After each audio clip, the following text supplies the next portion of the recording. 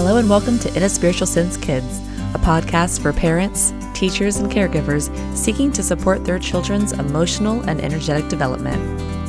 On the show, we'll blend insights from neuroscience, child psychology, and emotional awareness as we explore natural ways to help kids understand their own energy, stay grounded, and enhance creativity and imagination. Don't forget to check out our sister channel, In a Spiritual Sense, where we dive a little deeper into the metaphysical, working to build your intuition, connect with spirit guides, the paranormal, energetic healing, and more.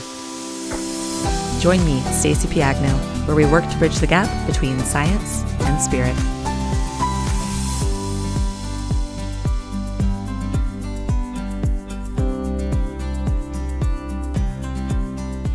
Hello and welcome back to In a Spiritual Sense Kids. I'm your host, Stacey Piagno. As I've mentioned over the last 2 weeks, I am so excited to start this new kids channel for parents, educators, and role models who work to inspire and teach our little ones. As both an elementary school teacher and a spiritual guide and dream work teacher, it's been such a blessing to open up this new channel and blend my passions. If you guys haven't also heard, I have a sister channel, In a Spiritual Sense, where we work to strengthen and activate our intuition, work to understand our own energy, and we get into the paranormal side of life, discussing all the metaphysics of our unseen world. So make sure to go check that out, as a lot of the information provided on that platform actually coincides with this channel and gives a lot of background on some of the topics we discuss here. With that, today's episode is one near and dear to my heart. As a teacher for over 9 years, one of the most common issues I hear both teachers and parents preaching about is how their little ones are bouncing with energy. They struggle to settle, and they're a little all over the place. Yes, this is because they are kids. It's one of their best qualities that, unfortunately, we as a society try to stifle. However, if I'm being realistic, yes, there is a time and a place to release all that energy, and there is a time and a place when we want to grasp their full attention and teach them how to listen and have better body regulation. That's fair. It's not too much to ask. And today we're diving into it all. And I'm really excited to share some of my favorite exercises that I have used and observed real changes with. And I'm going to let you in on a few tricks of mine that I have found success with, both in the classroom and in home life. I promise you there is nothing wrong with your little ball of energy. They're just learning how to tune into their inner rhythms. So let's help them connect with their bodies and find their calm. Now, I'm just going to get straight to it. I can tell you that as a teacher, probably the number one thing I hear complaints about is how the kids just won't sit still. They have attention issues. They won't focus on anything I say. And as a result, they are struggling in school. And becoming diagnosed with ADD and ADHD is becoming more and more popular and more normalized. And in my opinion, I think we're wrong. Now, I'm not a doctor, but in my heart and in my observation, I simply disagree. I don't know where it started when we created this expectation that kids need to be still and sit proper and be silent. Actually, I think this has been the expectation through history, at least in the school system. And I get it. It's hard to teach when our kids are acting out. They're constantly moving and they're being disruptive. I'm guilty of saying and believing all of the above. And I do believe there are many wonderful teachers and schools that are working really hard to better support our kids with this topic. But I have to say, I think our expectations are the first thing that needs looking at.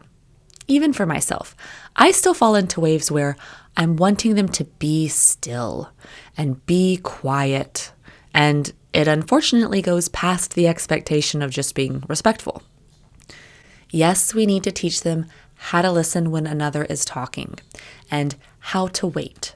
That's very important. And our kids need to practice this.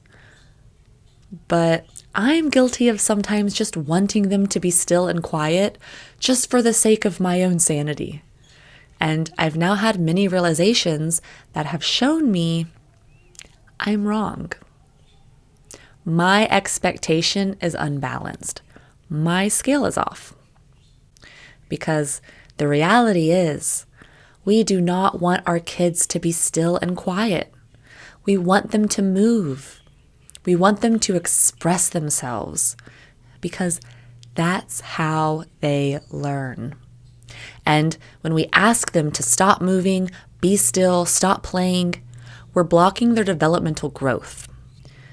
Now, I think the issue with movement is not the movement itself, but where, when, and how they are moving. And one thing I've learned through being in the classroom all these years is that kids don't understand how to work with their energy. They often can't even feel it. See, we don't want to stop them from being energetic. We want to help them focus that energy. This is the trick. We want them to be more aware of their energy and know when and how to channel it to their advantage and to our advantage as teachers and parents. So we want to start by 1, creating body awareness, and 2, teaching them how to expand and contract their energy during different times of the day in ways that are easy and fun and meaningful. And by doing this, we will be able to solve a lot of these issues that come with overstimulation and lack of focus. What we're doing is teaching them how to ground or how to center themselves, and therefore how to be in control of their energy and understand their energy. We want to help kids better understand their internal motor or vehicle and be able to regularly check in. And again, everything I teach to kids, I think it's important that we as adults use for ourselves. But with kids, a fun activity I love to do is have them choose a vehicle to represent their body. And the end-all goal is going to be for them to be able to tap into their energy and create more energy awareness in a fun, creative way. When working with our children, we want everything to be as fun as possible. And we want to allow them to be better able to use their imagination as much as possible. It's going to help them really digest and connect with whatever the task is. So, we start by sitting and visualizing a character or vehicle that they want to turn into or use to represent their body. It could be a race car, it could be a boat, an animal. Unicorns seem to be popular. But something that is either alive like an animal or an actual vehicle. It could also be a make-believe crazy creature. Again, let them be creative.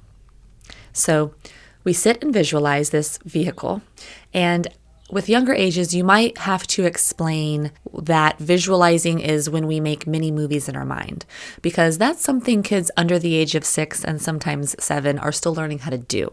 So we have to teach them and allow practice for this. But once they have created and connected with their vehicle, I like to have them go draw it and give them time to color it and maybe name it and really connect. And then I tell them every morning we are going to sit and turn ourselves into this vehicle. And we take some time to breathe. I'm actually going to show you a really cool breathing exercise in a minute that is great for centering. But we start with a few breaths, and then we visualize ourselves transforming into our vehicle. And I teach them that they are going to be in charge of this vehicle for the duration of the school year. And we're going to have to take care of it and pay attention to what it needs. And so as we move through our day, we constantly take time to check in with our vehicle and see how the motor is running. Do we need to power it down a little? What does that feel or look like? Do we need to give it more energy? What does that feel or look like? And what this does is, by creating this character, kids are better able to separate themselves from their actual body and better observe their body. And don't forget it's fun. So when little Johnny is running and diving on the carpet or yelling at Sarah or spinning upside down in his chair, I will yell out, "Freeze!" And I ask Johnny to look at his vehicle, which in this case was a bronchiosaurus. And I asked, "What does your bronchiosaurus look like right now?" And if you really want to skip the character thing, you can just do this by directing themselves to their body. What does your body look like right now? And then I ask, what does your bronchiosaurus feel like inside? Even if we don't get a clear answer, what we're doing is getting them to stop in the middle of a chaotic moment and observe, whether it be physically or maybe an emotional moment, and we're getting them to think outside of themselves. Kids don't understand how to think outside of themselves because they have not learned how to do so. Many adults are still learning how to do this. And so as our kids grow older, they will usually at some point start to learn this, but when we can get them to stop and observe their thoughts and feelings and actions at a young age, they are going to flourish as they grow. And they might not have to learn the hard way. And they're going to be so much more successful in settings such as school or extracurricular activities or just anything with other people. So I ask them to stop in the chaos or freeze like a statue. That's one of my favorites. And I prompt them, what do you look like? What do you feel like? What are you thinking about? And over time, they begin to catch themselves in the middle of whatever it is they might be doing and feel these things for themselves. It's really magical, and it really does work. What do you look like? What do you feel like? What are you thinking? And if you remember from our first episode, these 3 questions prompt our children to tap into their physical body, their emotional body, and their mental body. So this one exercise alone is helping them develop a greater intelligence for the different energetic bodies that run their vessel. They're starting to establish a relationship with the different areas of their body. Now, in addition to this, I have some quick exercises that are great for centering or grounding. If you're not familiar with these terms, they basically mean to rebalance or realign your energy. I'm going to throw out a really great episode on In a Spiritual Sense, my other channel. It's episode 33, Why Grounding Matters. It's fantastic. I've done so much research and it's filled with tangible exercises and explanations of what grounding is and how to ground your energy. I'll put the link in today's show notes below. But something kids really struggle with is 1, feeling their energy, which is what the last technique helps with. And 2, what to do with their energy if it's not centered. I'll give a little bit of background, and I actually teach this to the kids in a more simplistic way. But we all have this layer of energy around us, known as our auric field. When we are excited or when we have a lot of pent-up energy, that auric field expands outward. And it can expand up to 6 feet, depending on how much excitement or extra charge we have. When we are sad or depressed, it goes inward. It's the opposite. But for the purpose of this exercise, I want to discuss excitement. Because as teachers and parents, I always joke, we can't have too much fun because, well, things sometimes get out of hand. Well, imagine a classroom of 20 students who are all excited. What happens is, when we come in contact with another energetic field, we often take on the properties of that charge or amplify that charge. If there's 2 different energetic fields that come in contact, the field that is stronger will take over and that charge will be shared and distributed amongst systems. So this is why you might have heard when you get around others that are in a bad mood, you sometimes fall into a bad mood. Or vice versa. When you're in a funk and you get around others that are happy and upbeat, you can help curb your emotions. Well, imagine that classroom of little charged students all affecting and charging each other. Sometimes just one student can change the dynamic of a classroom if they have a very strong charge of excitement or sadness or anger or whatever. So this next little activity will help our kids better control and understand how to be in charge of their auric field. Now, if you can imagine a stick figure, and if you're watching on YouTube, I'm actually going to draw this for you. As a reminder, all episodes are both filmed on YouTube and available via audio. But imagine a stick figure. When our energy is excited and again expanded outward, this is an image of what it looks like. For those of you listening, I've drawn a giant squiggly bubble around my person. Now, when we are centered, we are able to pull that energy inward and hold on to it in our solar chakra, which is the energy center in our stomach. This is the energy in charge of creating and producing. It's like the sun inside of us. This is the energy we use to fuel us.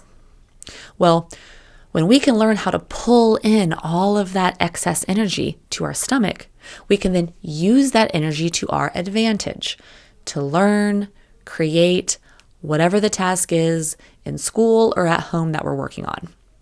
And so we are giving this energy a purpose if we are able to pull it in and channel it, as opposed to being unaware of it and allowing that energy to control us. So what this looks like energetically is that I've now drawn a little bubble over the stomach region of my stick figure. So what was once expanded out energy is now a small bubble over the stomach region. Next, I'm going to draw one more image. So then once we pull in our energy, we work to pull that little bubble down to the ground and root our energy into our feet or to the ground itself. And this is not only how we shrink our energy, but we redirect it to work for us. And it really helps us sharpen our focus. I'm telling you, I've had kids who could not follow a one-step direction due to focus deficits be able to sit still and listen for up to 8 minutes. This is amazing for growing focus in our little ones. The reason why most kids struggle with focus is because they are unaware of their energy. It's expanded too far out and they don't have control of it. It has control of them. So what we do is I have everyone come sit on the floor and we visualize a bubble around us. And they can turn their bubble into colors, whatever comes natural to them. And again, we might have to remind them what visualizing is. You can also use the word imagine. But as they imagine this bubble or egg shape around them, allow them to think about it for a second. The older they are, the longer they will be able to hold that visual. And then we take a few breaths. I might ask them some questions about what their bubble looks like to make sure they are focused on it. Like, what color is your bubble? Is it smooth? Is it spiky? And then after a few seconds, we begin to shrink that bubble into our stomach. At this point, I like to help them imagine a small yellow bubble sitting on their belly button. Yellow is the color of our solar chakra, which again is our power system. And once they sit with that visual, I prompt them to send that bubble down to the floor. Sometimes I will ask them to imagine an anchor pulling it down, or imagine they have tree roots coming from their bottom or legs. And they just focus on sending that bubble down to the bottom of the ground. And what this is doing is literally taking that energy and rooting it inside of themselves. It's also helping them grow focus in general because they are practicing staying fixated on a visualization. So it's helping them enhance their focus in that moment, and it's actually shrinking their auric field in a positive way so they can better feel their own energy and not affect others as much. I'm telling you, this is magic. And this is something I do as an adult too. I love doing it with the kids because it calms me down as well. But we do this with almost every transition, and after a while, they begin to do it themselves, which is really cool. And it gives the kids something to focus on while I might be getting ready, and it calms them down and gives their little brains so much more space to digest whatever it is we're about to be learning. So this is one of my favorites. I call it bubble grounding. In addition to this, I have a really cool breathing exercise that I learned from a fellow teacher of mine. And this is one we actually started doing before bubble grounding. So I do these exercises together now, but I used to just do this one by itself. again, to calm them down and help with focus. But also, if your child is upset, this is a really good one. So what you do is hold up one of your hands, all 5 fingers spread out, and you take the pointer finger from your other hand and you begin tracing up and down your fingers. As you go up one of the fingers, you will breathe in through your nose. I like to tell the kids to smell the flower. And as you move down your finger, you blow out of your mouth, like you're blowing out a birthday candle. And you slowly go up and down each finger. And when you get done with that hand, which is 5 breaths, you're done. So what happens when we breathe is we are sending blood to the brain. What does that do? Well, for one, our breath is directly linked to our nervous system. When we breathe slow and deep, this activates the body to rest and digest. It reduces anxiety and increases feelings of safety. So when your little one is upset, this type of breathing is going to have an instant positive effect, actual physical effects to their system. In addition, blood to the brain means oxygen to the brain. More oxygen equals better mental clarity, energy, and focus. Who doesn't want that in a classroom? Or right before your kid's Little League game or dance recital? A couple of other things: it improves memory, cognitive performance, emotional judgment, and it activates both alpha and theta brainwaves, which are the states when we learn best and the states we activate during meditation. And all it takes is 5 slow seconds of tracing our hand.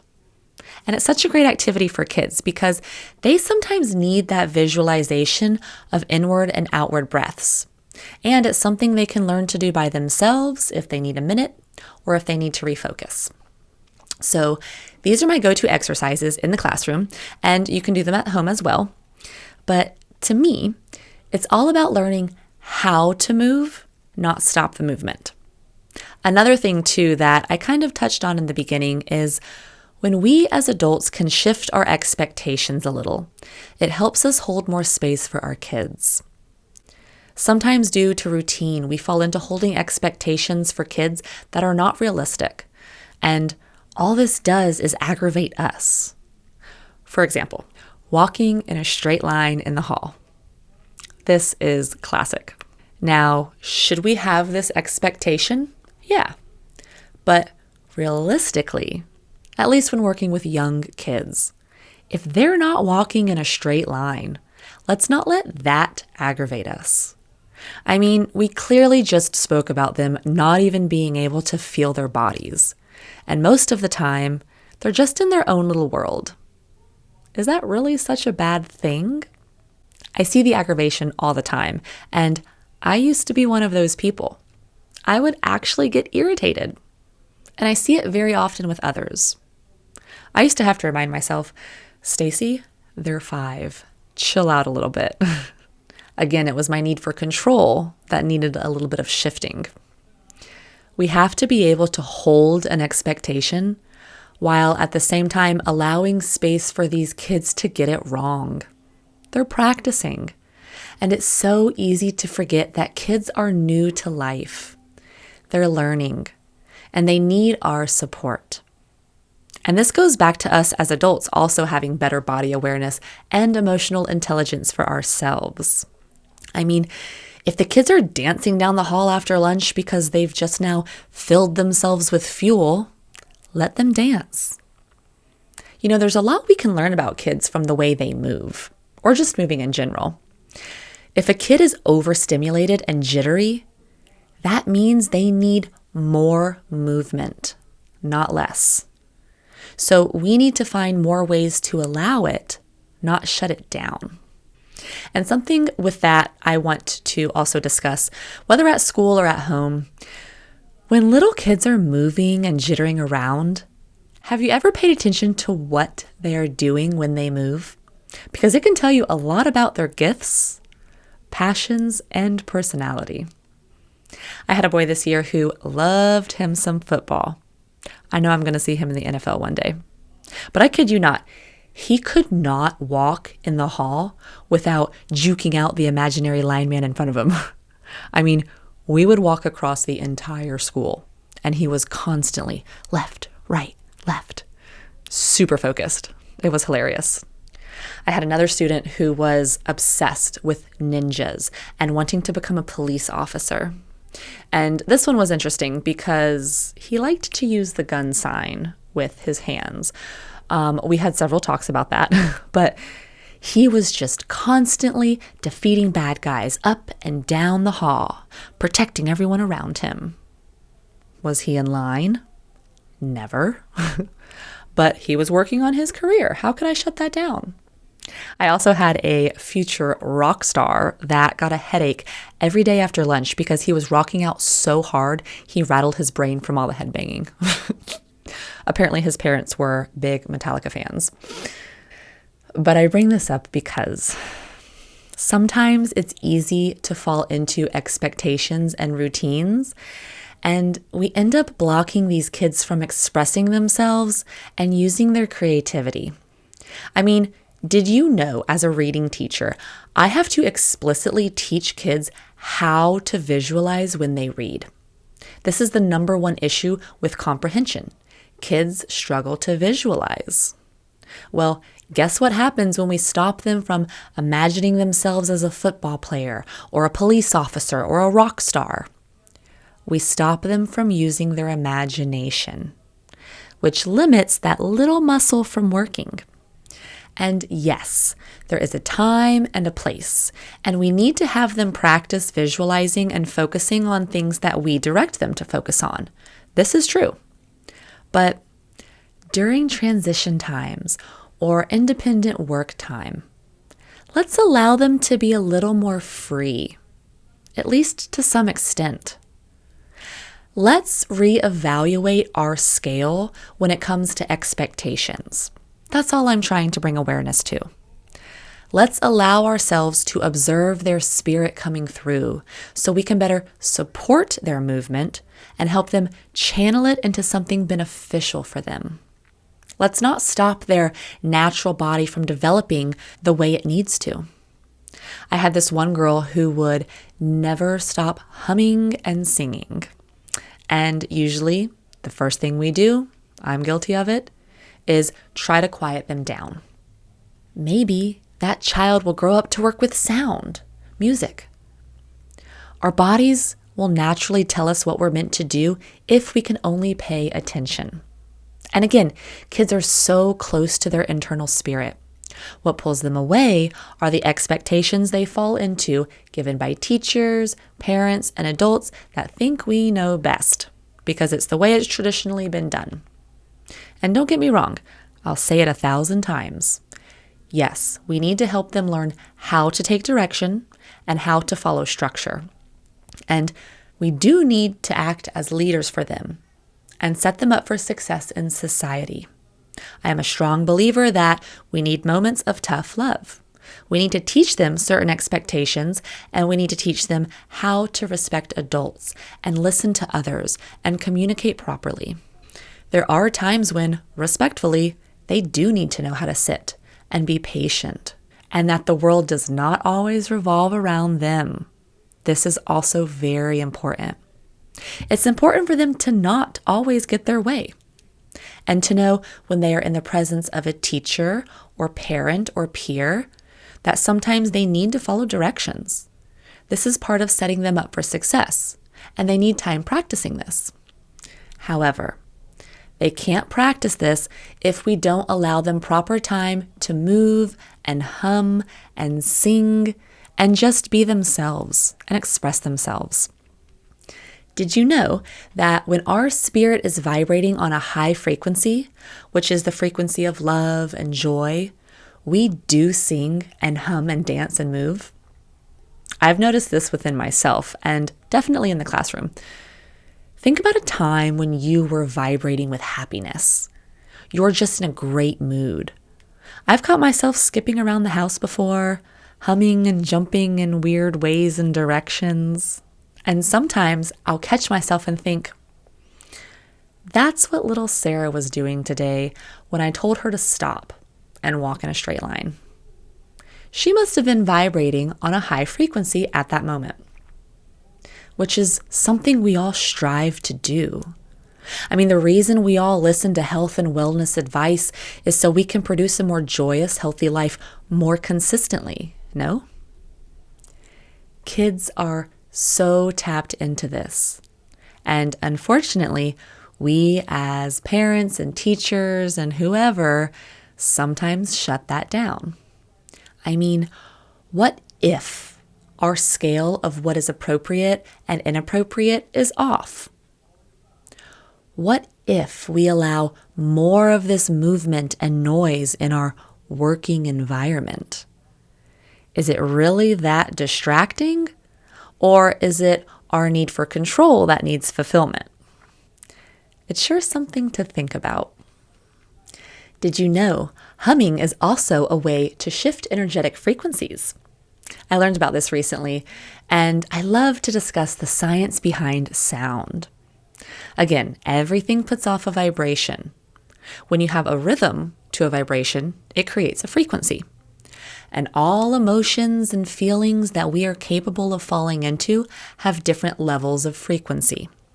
And this may or may not be a review for you, but when we are feeling sad or anxious, scared or angry, for example, these are what we refer to as lower level frequencies or dense frequencies. They're heavy and slow. They cause us to feel disharmony because our spirit at its core is composed of lighter frequencies. This is why when we are aligned, we have feelings of love, joy, and laughter, because these are those lighter frequencies that match our truest spirit. And it's natural for us to fall in and out of these. However, the goal would be to try to live and create these lighter frequencies for us to experience more consistently because, well, they feel good. They allow us to move into alignment, to produce more joy within our system and within our environment around us. And when we think of these different frequencies as layers or TV stations, we can start to better understand how to shift in and out of them. Sometimes we can learn how to shift with our perspective, and sometimes we can use tools exterior to us, such as sound or music, as a catalyst. There's millions of ways to shift ourselves to higher frequencies. But my point is, when we talk about sound, and this works with our thoughts and visualizations as well, when we can produce a frequency that is high, we're going to feel good because we're outputting that frequency into our environment to then pick back up and filter within our system. So when kids hum, they are actually creating higher levels of that feel-good energy around their little bubble. And when we stop them from humming, we are cutting the flow of their creative, feel-good juices from forming around them. And maybe it's not the right time or place to hum. But again, it's worth asking yourself before you tell them to stop. Is it really important for them to stop or not?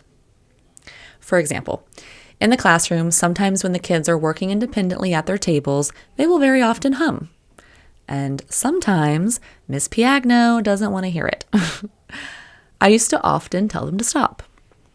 But as I started learning about all of this, I had to take a look at myself and ask, why am I telling them to stop? And about 90% of the time, it was because I was a control freak. And there was really no other reason. I mean, we weren't testing. That student wasn't bothering anyone.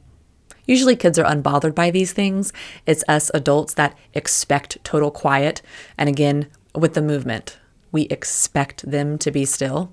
And then when they don't do that, which is unnatural to their system, we get aggravated. And sometimes we take it out on them.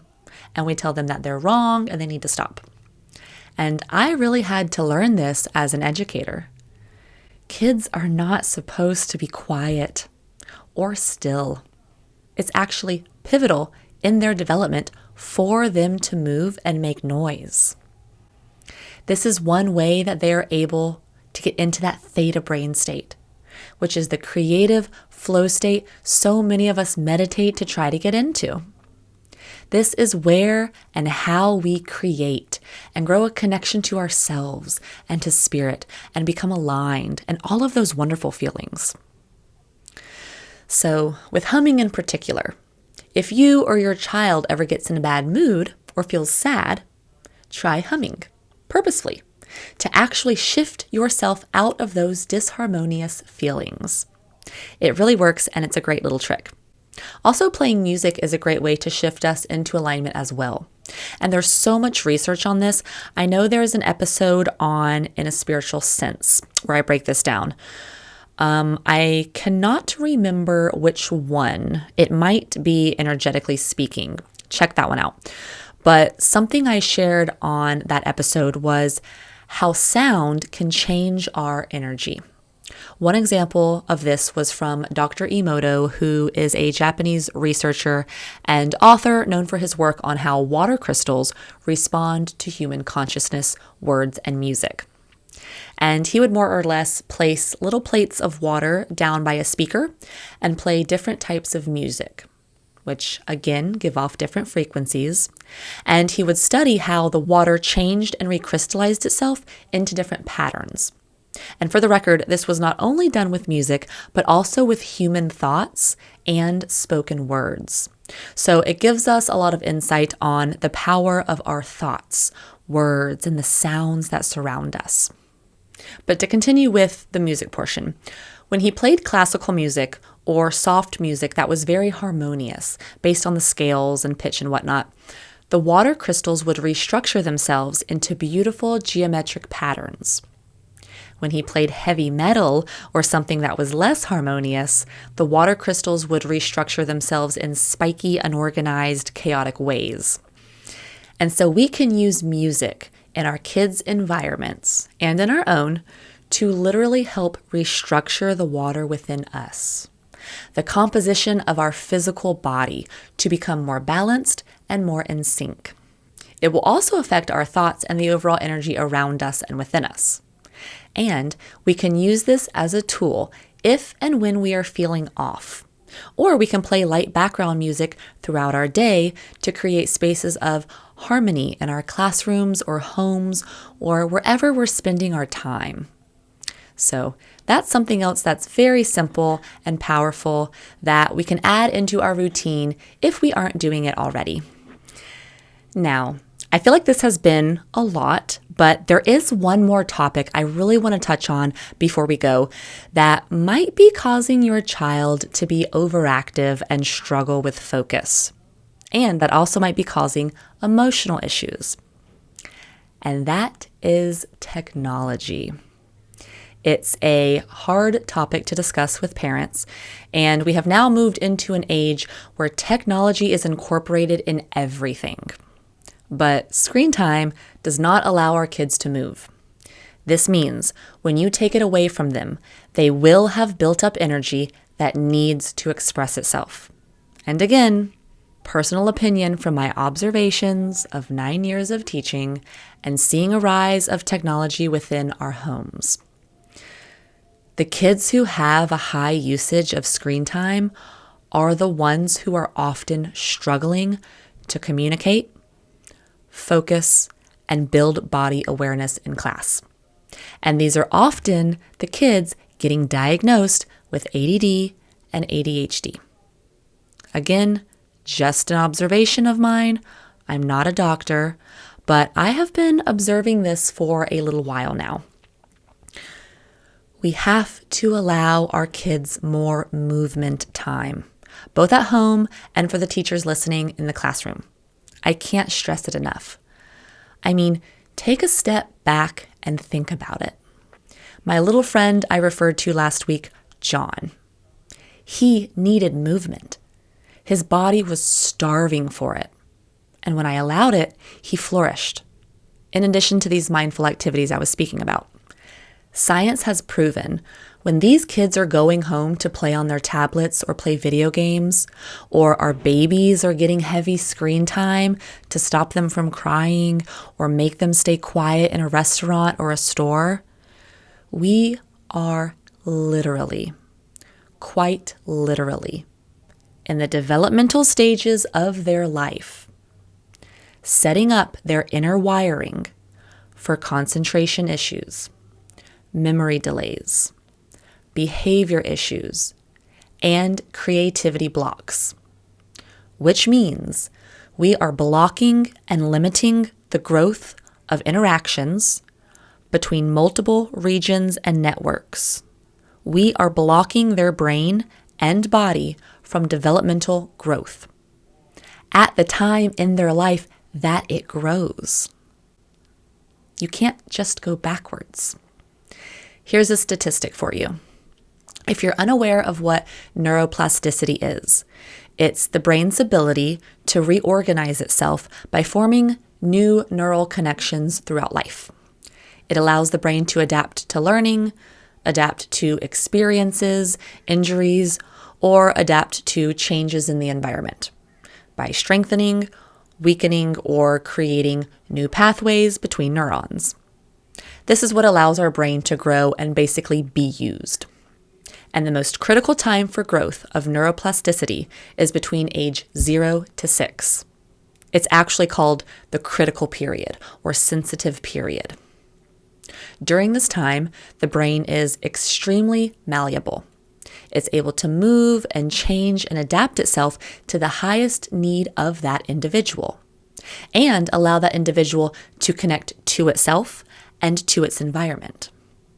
During this time, neural connections form at a very rapid pace, which is why you might hear us say, our little ones are like sponges. They absorb everything.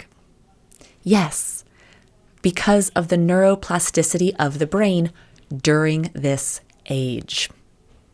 And when our children are going through sensory or emotional experiences, it's this neuroplasticity that allows them to grow, advance, and overcome situations.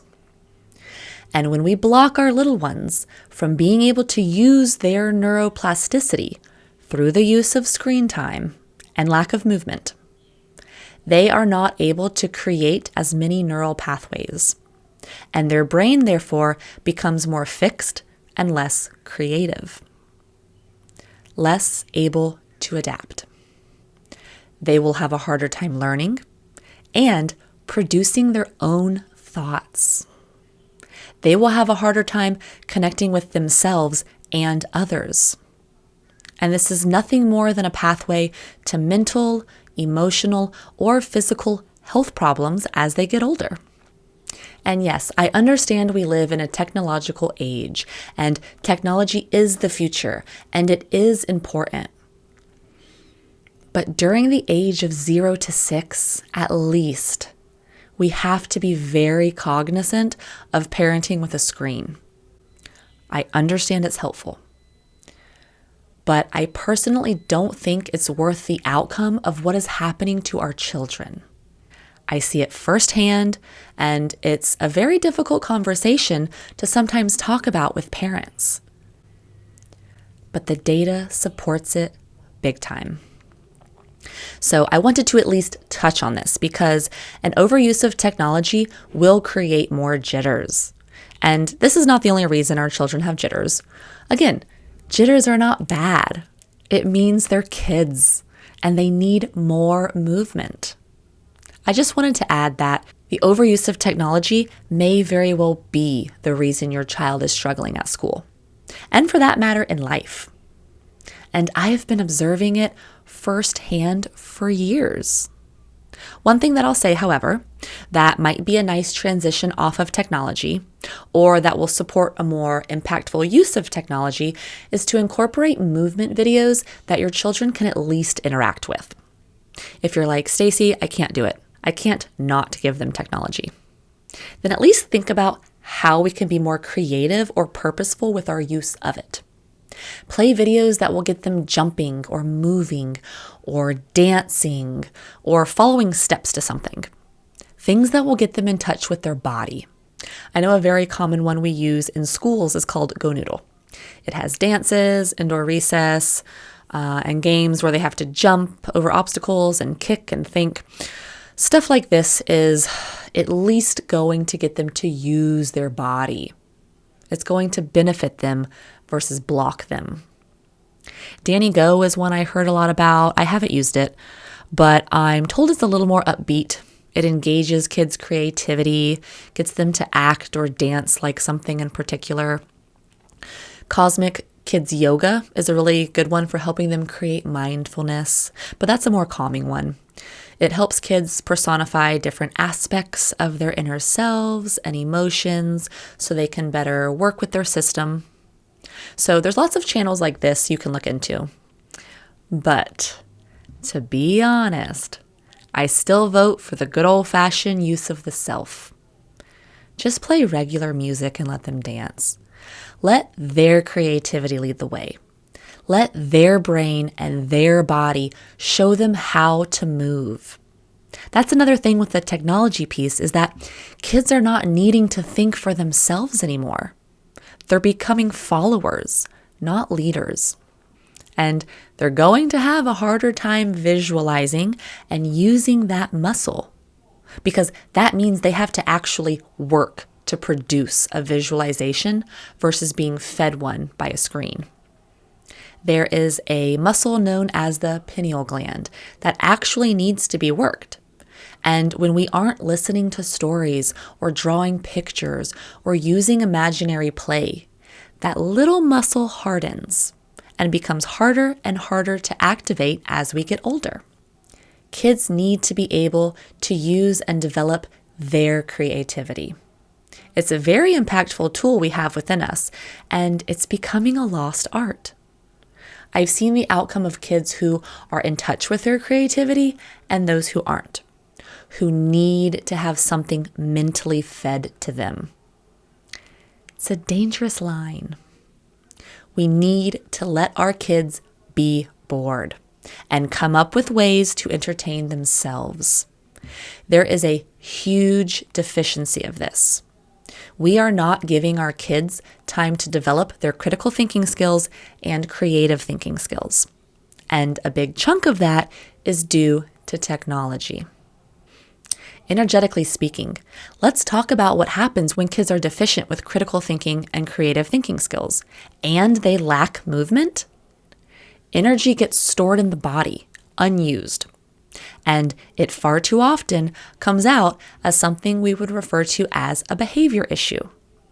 And far too often, us adults and teachers label it as such, when in reality, there's nothing wrong with our kids. We're just not allowing them to develop in the way they need. When kids don't have time to explore their thinking and creativity, when they don't have time to move, when they don't have time to struggle or be bored or think for themselves, that energy gets bottled up and it's gonna come out somehow. And far too often, it expresses itself as the jitters, being overly emotional, irritable, and as a result, we see attention deficits. And it's because these kids are not getting enough time to move and explore for themselves in the developmental stage where they learn to do so. So, with that, if your little one is bouncing with energy, struggling to settle or focus, or they're all over the place, there's nothing wrong with them. They might just need a few shifts, more movement, more exercise, and maybe a little less screen time. I really hope this helps. Definitely try to help them center and incorporate that into their routine.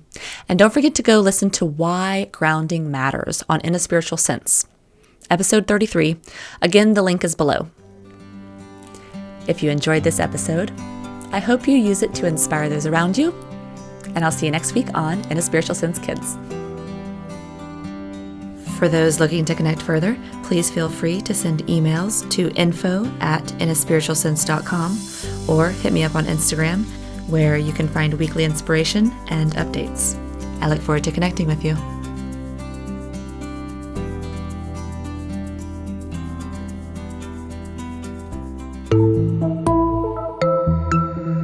This show is part of the Mindful Podcast Network.